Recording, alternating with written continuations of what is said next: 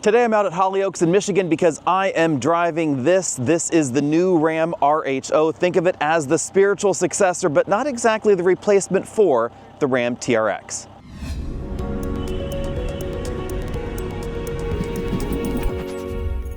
Before we get this out on the road and out on the trail, let's talk about what the RHO is and, importantly, what it is not. According to Ram, this is not a direct replacement for the TRX. That's logical, of course, because we don't have a fire-breathing supercharged V8 under the hood, but it does borrow a lot of things from the TRX, including the 8-inch wider body. Yep, 8 inches wider at 88 inches total. You'll really notice the extra width over here to the side of the headlight module. This has the premium headlight design from the rest of the Ram 1500 lineup with the unique grille, and then these unique air intakes on either side of the headlight. Those help improve the aerodynamics, and of course the massive fender flares on the side. If you want to see this side by side with the regular Ram 1500, be sure and check that video out. The differences are really noticeable when you park them next to each other. At the bottom of the bumper, we have the recovery hooks, 2 of them, 1 on each side, well-integrated parking sensors. We get a different lower bumper than we had in the TRX, but it still has some of the same design cues. For instance, those cutouts on the bottom to help improve off-roading capability, so that way you can put that tire right on the line and have a little bit more clearance with the bumper. The amount of cooling that we find is pretty similar to the regular Ram 1500 with the high output engine, but we get a different grille that flows air better. So they do say that that does improve the cooling capability. And the Ram logo, you can see it's not solid. There are actually air intakes there inside that Ram. Up here we find the marker lights, which you see on. That's required, of course, because this is 88 inches wide, and this is a fully functional hood scoop. The louvers on the side of the hood, however, those do appear to just be decorative. We have the Hurricane high output logo right there, and then coming around to the side, you can see the cladding on top of the wheel arch. We get beadlock capable wheels available in the RHO, not standard, and these are Goodyear Wrangler territory all-terrain tires in an LT 325/65 R18. We get a unique suspension in the RHO, giving us 13 inches of suspension travel up front. It's a bit difficult to see the dampers in here, but these are remote reservoir active dampers in the front and in the rear. Moving around to the side, you can see the rock rails that we have on this particular model and the two-tone paint job. So that's not black body cladding on the bottom of the body, that's just the two-tone paint. And then we have the matte cladding back here in the rear. Here it's a bit easier to see those remote reservoir dampers. Those are the Bilstein active dampers. That braided line runs to the reservoir that's just behind the rear spring. The rear suspension is definitely different than in the regular Ram 1500, and that's part of what gives us the 14 inches of suspension travel in the back. Like the front, we have metal fenders here, and these are really expanded over the regular model. Again, about 8 inches wider total. That really gives this sort of the step side or flare side look that's kind of cool with the RHO. Looking at the rear end straight on, it's not as obvious that this is so wide until you look at it from a slight angle. Then you'll really notice those flares front and rear. And of course, the functional ducting up front. It's not functional in the back. That just sort of mimics what's going on up front. And then we have the same taillights that we find in the rest of the Ram 1500 lineup. At the bottom of the bumper, we find a unique exhaust setup with different exhaust tips. See the recovery hooks right there on each side. The engine is of course running because it's pretty cold out here. We have a full-size spare tire there under the truck, 2-inch hitch receiver, and if you want a second spare tire, you can get a second spare tire mount for the bed. Under the hood, we find the heart of the RHO. It's the new 3-liter inline-6 twin-turbo Hurricane engine, producing 540 horsepower, 521 pound-feet of torque.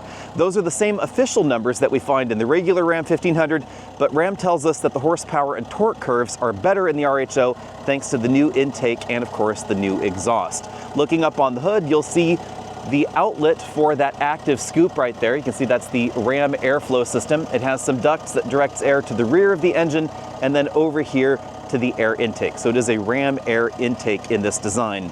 The engine is mated to a standard 8-speed automatic transmission and an active torque split transfer case that has a number of different variable profiles for sending power to the front and to the rear. It's a full-time 4-wheel drive system, and it offers a low ratio mode as well. The big thing with this engine is the improved fuel economy. From the TRX at 12 miles per gallon combined, this gets 25% better fuel economy at 15 miles per gallon combined, and that gives you another 100 miles of driving range on the same 33-gallon gas tank. According to Ram, even though this makes notably less power than the TRX, it should be almost as swift. It's only 1/10 of a second slower in the official numbers from 0 to 60, and just a hair slower in the quarter mile as well. That's all thanks to the lighter engine design and the different horsepower and torque curves. Horsepower and torque actually peak at lower RPMs than they did in the TRX engine. It's about 150 pounds lighter on the front axle, a little bit lighter in the rear due to some other changes, and that helps improve the payload figures by about 200 pounds up to 1,520. Although we should check the payload on this particular model because options do change that. You can see that this one comes in at 1,209 pounds. Unfortunately, Ram did not bring along any RHOs with the base interior, so let's take a look at an absolutely fully loaded interior so you can decide which of these components you might or might not want to get on your next truck. This model has the big panoramic moonroof, as you can see there. The one I spent most of my time in today did not have this option, and as a result, it had a little bit more headroom front and rear, but this does make the interior here look an awful lot brighter. As you can see, this model has the optional red accent package. It includes the red RHO embroidered logo, the red accent stitching on the seats, red inserts all the way around, including on the seats and the dashboard and speaker grills, etc. I do like the red accent package. I think that's something that I might select if I could afford it. These seats are heated and ventilated and massaging because this has the interior upgrade package on it. That hosts a whole litany of features, but rather sadly, you cannot separate some of them. So you have to get everything or you don't get that package at all. I would love to see some of those features split up because I do love the seat ventilation, seat massage, seat memory, etc. that we get here, but I'm not the biggest fan of a feature I'll show you in the dashboard. Now, as far as the seat design goes, again, heated, ventilated, massaging seats, perforated sections in the middle, perforated sort of Alcantara-like fabric there. It's a bit difficult to see on camera, but there are red accents actually within the Alcantara that we don't find in the upgraded seat without the red accent package. And then of course, get the red insert right there. Moving over to the front doors, we find a lot of that Alcantara-like imitation suede fabric. Perforated section right there in the middle of the door panel, non-perforated, and then stitched materials above and below. Harder plastics logically lower on the door. My one concern about this type of fabric is that it kind of pills like a sweater over time, and that's going to be especially noticeable on the portions of the seat that use it, but they do not give us a complete Alcantara seat, which I think is a good thing. This does help improve grip. It makes the seat feel grippier, but you know, it's not doing too much there. It is maybe helping out a little bit more on the side bolsters. Moving back over to the doors, again, the red stitching there and that kind of cool red speaker grille. It actually appears more red on camera than it really does in person because it still has the speaker grille over the top, and then the fabric that kind of hides the speaker itself, that's where the red accenting comes from. Now, one of the features I'm not the biggest fan of in the optional upgraded package for the interior is the passenger screen. I just find it a little bit silly. You can't see it from the driver's perspective, which is why it's hard to film here. It has a prism inside, so that way it's not going to be distracting the driver. But essentially on the home screen, you can do navigation, you can pair Bluetooth devices, you can actually see the camera here. So if I click the camera app, you actually can have the passenger help out with the 360-degree camera, the trail view cameras, etc. That's kind of a cool touch, but it's an expensive option when it is available in vehicles in the Stellantis portfolio as a standalone option. I would love to have seen that be a separate option, and you lose the extra glove compartment. So you just get the glove compartment below, which is not as big as in some SUVs. I was not able to fit an 11-inch tablet computer inside. Now, speaking of tablet computers, we kind of have two choices here in the dashboard. This is the optional 14.4-inch touchscreen. It's absolutely enormous. There is also an approximately 12-inch touchscreen in the base version of the RHO. So the RHO already gets an infotainment upgrade over the base version of the Ram 1500, and this takes things to the next level with quite possibly the largest implementation of Apple CarPlay I have ever seen. In case you're wondering, you may see some strobing on your screen. That's just the way the camera is interacting with the refresh rate on the screen. It absolutely does not look like that in person. Let's talk about what's going on the screen, because it spans all the way down to here. These are not physical buttons, these are touch buttons on the screen. So if you get the bigger screen like this in any of the Ram models, the trailer gain for your trailer brake controller is up there, and then the brake switch is down there. We get the trailer steering button right there, kind of a slim button because of course the screen's so big, and then you enable and disable the trailer steering up there. Front and rear parking sensor enable disable up there, and then the auxiliary buttons, those are physical buttons. They have retained a lot of physical controls here. So mute, volume, the climate controls going up and down the sides, those are still physical controls, which is something that I like on either side of the display, but they do become smaller than the controls on the 12-inch display. Pretty logical, just because the display is so big. We also get a bunch of different ways to interact with things like your smartphone projection. So you can see we have not only a home screen, but you can edit the home screen pages and add a different page if you'd like. So let's go ahead and add this one. We can do CarPlay up there. So now you have CarPlay on top, so you can go for that smaller CarPlay projection, and then you can add widgets down below. So what if, for instance, here I wanted the heats and steering wheel heating and ventilation there. Quick one touch access, that's kind of nice. Maybe I want, timers over here. That's kind of a cool touch as well. Although it's worth noting that you can't seem to add extra gauges to this. So I would love to see, for instance, an option here where maybe you could add extra gauges. Let's see what's available with this widget. Here we have slightly different ones. We have shortcuts. You can add those to the system. And here is where you could add a shortcut to the extra vehicle gauges.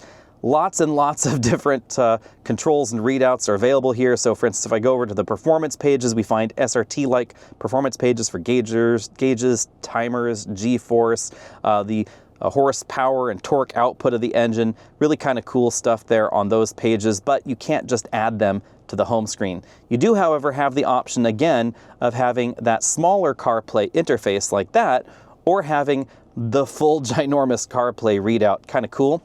One complaint though, I really like big screens like this with 360-degree cameras because theoretically you could use this whole screen for that 360-degree layout, but as you can see, a large portion of the screen is completely unused when you have the 360 camera activated. I would love to see a change on that because it would make it just simply more useful. It would make this screen orientation, I think, make a tiny bit more sense. Now, above that, we have more Alcantara, more red stitching, a little storage area there, 12-volt power outlet, center channel speaker for the Harman Kardon audio system. Obviously, a red engine start-stop button there, since this is kind of an SRT product, I guess you'd say. RHO drive mode selector here. This is how you toggle through the drive modes, and then they're indicated on the cluster. We'll show you that in a bit. Over here, we have hill descent control, auto start-stop disable. We still have auto start-stop here. Four-wheel drive auto, four-wheel drive high, four-wheel drive low. These are locking the transfer case. This leaves the transfer case open, so full-time four-wheel drive. You then have the axle lock button for the rear axle. There's no front locker. And then launch control. Pretty simple to use. Doesn't matter the drive mode you're in. Put your foot on the brake, hit the launch control button, good to go. Moving over to the center console here, we find a very Stellantis thing, which is 4 USB inputs for the infotainment system. Yep, 4. You can use any of these 4 you like for CarPlay or Android Auto. It's also an auxiliary input. This is a charge-only bank of ports. Then there is the passenger screen HDMI input, so you can watch video on that screen. We then have 2 wireless chargers here. That is an option in here. You can see it will charge through some of those thicker cases as well. Then we have a different center console than we find in the rest of the Ram lineup. And that's because we have a traditional console shifter here replacing the rotary shifter over there in the dashboard. The downside to that, and the reason we have the rotary shifter in the other models, is because we don't have as much storage space in here as we find in the rest of the Ram lineup. We still have those 2 cup holders, but you can't move that out of the way to use the under console storage bin. We then have tiered storage here for the center area, nice big deep storage area. Since it turns out not too many people are actually hanging files in their trucks as they thought, the hanging file section's been relocated to just that small area back there. We then have kind of cool some measurement and trigonomic ratios, things like that right there on that back, just in case you're in the construction industry. There's that second tier USB charge only port located right there inside that. And then we have the Ram RHO plaque right in the middle of that center armrest. Moving over to the driver's side from there, we find a steering wheel that looks very similar to the ones in the other Ram models, but it has a slightly flattened bottom, and importantly, it has paddles on the back, because we do get paddle shifters here, but they're not full paddles like you find in some vehicles, because we still have the volume up-down buttons on the back of the steering wheel. So you can see it's kind of a split paddle design with the volume controls right there in the middle. So it allows you to pull the top or the bottom of the paddle. On this side, we find the controls for the adaptive cruise control and the hands-free highway driving assistance system, something that you don't find in all the competition. Big Ram logo right there, driver monitoring system right there, and controls for this full LCD instrument cluster which we find in the middle of everything there. The lighting here is a bit harsh for the camera, but it's actually pretty readable even in bright sunlight. We have a bunch of different views available. That's kind of a tableau view. You then have a bunch of different driving views. You could get lots of vehicle status information, tire pressure, extra gauges, things like that. All that's in there. Performance gauges, G-force, 0 to 60 timers, all that jazz in there. We then have trip computer, navigation readouts. You can do a full screen map layout, although it doesn't support 2-screen CarPlay. I do think that's a little bit unusual. Some off-road information right there, trailer information as well, depending on whether you have a trailer attached, your audio information. You can also adjust the screen here or the head-up display over there. We'll go into that screen setup so you can see you can change the upper, lower. You can also choose the screen style. So here, if you want more of a traditional look, you can go for traditional or modern. That's basically the difference there. And that will be most noticeable if we exit out of this menu here and then go to the analog speedometer look. That's where we're going to find the biggest difference there. And of course, back to that sort of tableau view there. The seat massage is a relatively unique feature. The button to activate it is on the doors over here on the driver's side, along with the seat memory buttons. There's a similar one on the passenger side for that seat, and then you control the massage here in the center console. You have an option between 5 different massage profiles, and you can choose whether you want high, medium, or low, and whether you want the seat bottom cushion to be massaged in addition to the seat back. So you can choose those particular options there in the software. This is one of the best massages available. It is definitely very different than what we find in the F-150 because that's really more of an anti-fatigue seat where it's inflating and deflating a small number of airbags in the seat back. In this design, if I turn on the seat bottom cushion, each of those dots represents a place where the seat is going to massage your back. So this massage is much more like what we find in Mercedes and Volvo and some other models out there. It's a much, much more aggressive seat massage. Now let's talk about how this drives out on the road, because even though the RHO is an off-road focused truck, logically owners are going to spend more of their time on a paved road surface than on an unpaved road surface. And here is where the adaptive dampers and the engine and everything else come together to produce a truck that's really, really easy to live with. The adaptive dampers especially give this a smooth highway ride, even on broken pavement. This is one of the most civilized trucks available. That's something that I've also mentioned, for instance, in the Raptor R, the regular Ram 1500 with the adaptive air suspension, for basically the same reasons in this truck. And that's really going to be noticeable if you live out in a place like Michigan, where I'm currently driving, because this area is known for having a lot of gravel rural roads. And the ride quality here is simply fantastic. You don't feel the bed flexing around doing something completely different from the body. This feels significantly more planted on-road and off-road. Of course, these tires are not exactly on-road focused, and that's why the stopping distance in our preliminary testing out here was 130 feet on dry surfaces. Yesterday, it was a lot warmer and a lot drier, so we were able to get some preliminary 0 to 60 and 60 to 0 testing done. Also, you'll notice that handling ability in the regular Ram 1500 is going to be a little bit better on-road, simply due to the tires that we find on this model. Now let's talk 0 to 60, because clearly that's a headline feature of the RHO. Yesterday, I was able to do some preliminary testing. I ran this truck 0 to 60 in 4.6 seconds without launch control. With launch control, that dropped down to 4.44 seconds. That is definitely a little bit faster than Ram was claiming for the RHO, but it is still a little bit slower than the TRX, and importantly, it is also slower than a Ram 1500 Limited that I was able to test at the same time. That's logical, of course, because this is a bit heavier than the 1500 Limited. We have the skid plates, we have the different bumpers, the different suspension, etc. All of that has added curb weight to the RHO, so logically, this is going to be a little bit different than the regular 1500. Also, we have the 35-inch tires on this model. Those are definitely bigger diameter than the ones that we find on the other model, changing the mechanical advantage around a little bit. Launch control is kind of interesting because there aren't too many trucks with launch control, and this is one of the launch control systems that is really easy to use. You just come to a complete stop right here, for instance, even on this road surface, hit the launch control button. It will say whether it's available or not. Right now it says it's not available for whatever reason. We can try and power cycle it a little bit later in the video, but basically you just put your foot on the gas, put your foot on the brake, and then you just go for it. The truck has decided that launch control is available, so here's how it works. I just put my foot firmly planted on the brake pedal as hard as I can, step on the gas pedal, and then we just go when the system says it's ready. So Right now, floored there. Doesn't matter the drive mode that you're in. We're up at 2,600 RPM. And of course, we get fantastic launches regardless of the surface we're on. Even on a surface like this where it's a gravel road surface, launch control is still really good at controlling the power and directing it around to which wheel actually has the traction. And you can go 0 to 60 in 4.45 seconds with this truck. Now let's give this some preliminary scores for the on-road section. When it comes to handling, I'm going to give this a B. We do have relatively wide tires, but keep in mind these tires are more off-road than on-road focused, so obviously you're going to find better handling in other trucks. Ride quality though, absolutely A+. I think the ride quality is a little bit better than in the Raptor R. Interestingly enough, when the Raptor R was launched, we were driving on some of these exact same roads. It's still really good in the Raptor R, but not quite as good here.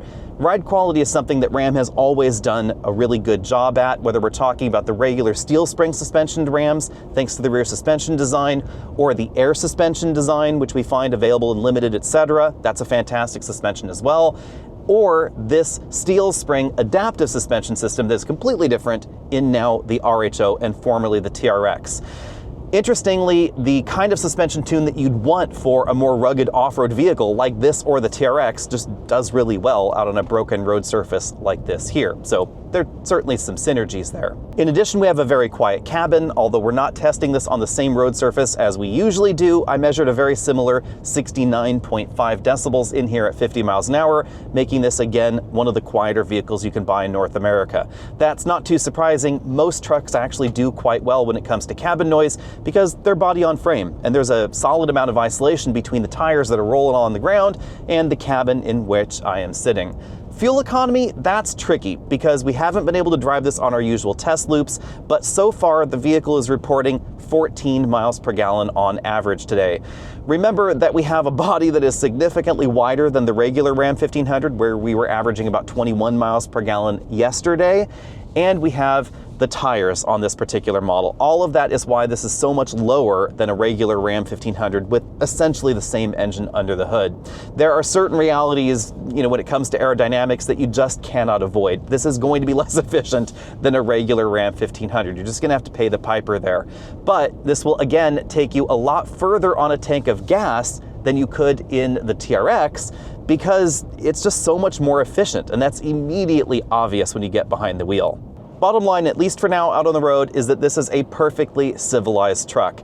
And I would really love to see a street performance version of the RHO. I know I've said that before, and Ram thinks that I am absolutely bonkers, but hear me out here. You take an RHO exactly like this, wide body kit and all. You lower it maybe about 3 inches versus where we find this truck right now, and you shoehorn some 335s or 355 inch tires, summer tires on it.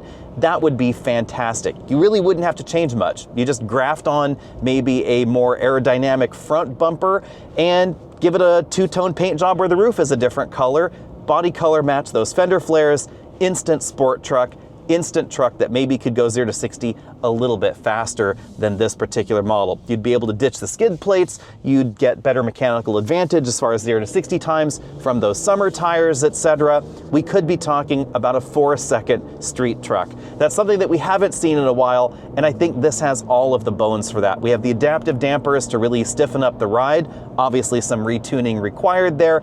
I think that could be all kinds of fantastic. Logically though, if you wanted to do that yourself, you could certainly turn an RHO into the ultimate street performance truck aftermarket if you wanted to. I don't know if I've ever heard of that being done. Let me know if you have ever seen a street performance version of a TRX down there in the comment section.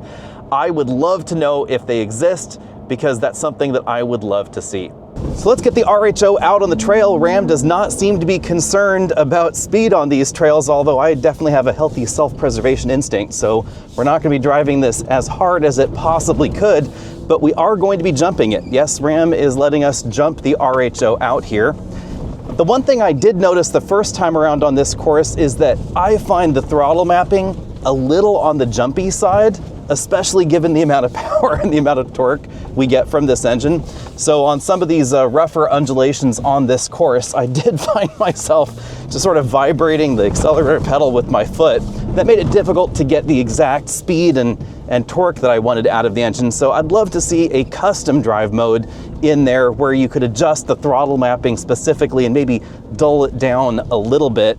That tends to get a little bit more problematic on trucks with low ratio, especially if you're in for low, because that's where you really get that bouncing effect if the throttle mapping is as aggressive as it can be. Now in the right seat next to me is a guy from Ram, so if I stop talking or start talking to him for any moment, that's because I'm getting an instruction about what to do or where to go or what not to do out here.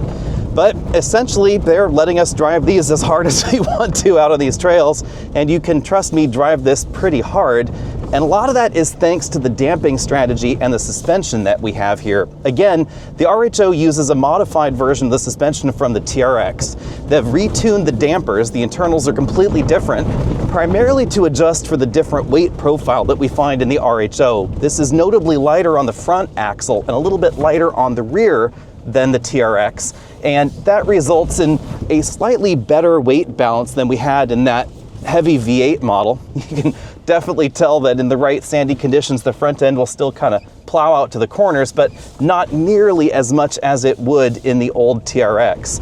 Obviously, like any pickup truck, this is heavier on the front than it is in the rear, but they've done a good job balancing things out. Also, with that active torque split differential, which is pretty unique in the truck segment. There are a few things like this, but nothing exactly the same. This is pretty deep sand, so that's why we're kind of wobbling around here. I was trying to choose the tighter option. That did not happen.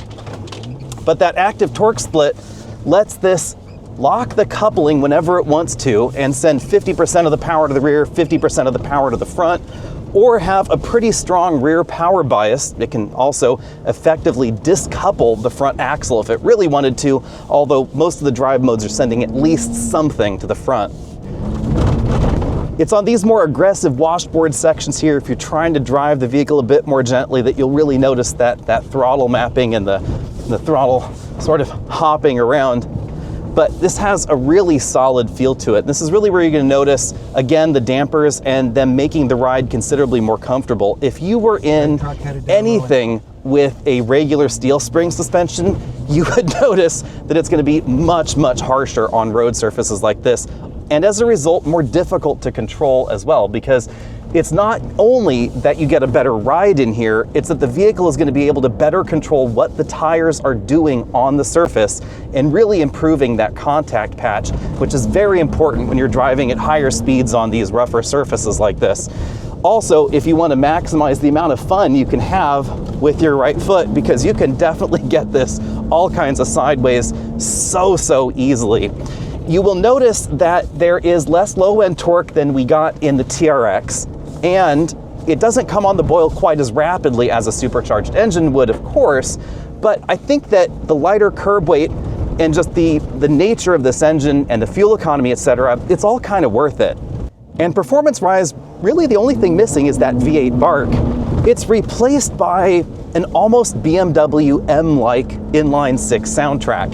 Inline-6 engines have a pretty unique sound to them, especially when they have a true dual exhaust setup like we have in the RHO, and I think that's a solid advantage to this. It gives it a personality, but a different personality, obviously, than the TRX used to have. I know I'm sad that the V8 engine is gone. A lot of you probably are. I've shed a few tears over that. But I could see this as a worthy replacement depending on what you're looking for in your truck. If you're looking for performance, daily driver livability, unique sound, etc., obviously this is fantastic. But no, it's not going to be a V8, and it's not trying to be either. It's trying to be that next generation of performance sport utility truck. Now, if you're looking for something more nimble, for more rock crawling style off-roading, you are still going to have to look in the Jeep lineup, because this is a pretty big off-road vehicle. We all know that there's probably going to be a Jeep with a Hurricane engine at some point in the future, but whether that's just a Grand Cherokee or a Wrangler, that's kind of anybody's guess at the moment. If I had to wish, though, I would love to see this in a 4-door Wrangler. For the jump, Ram has set up a 3-jump series here, so let's see if we can do this properly. The first one's going to be at 37 miles an hour, then about 50 miles an hour, and then the final one's going to be around 45 miles an hour. So let's see how it goes.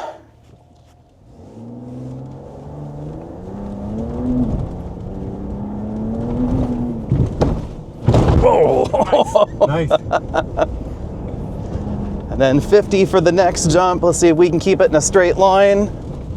There we go. A little slower than normal. Let's go for the next 45. Here we go. Oh. Definitely fun jumps. Now, this is all possible because, again, of the adaptive dampers. So the vehicle has sensors in it so it can tell that you've jumped.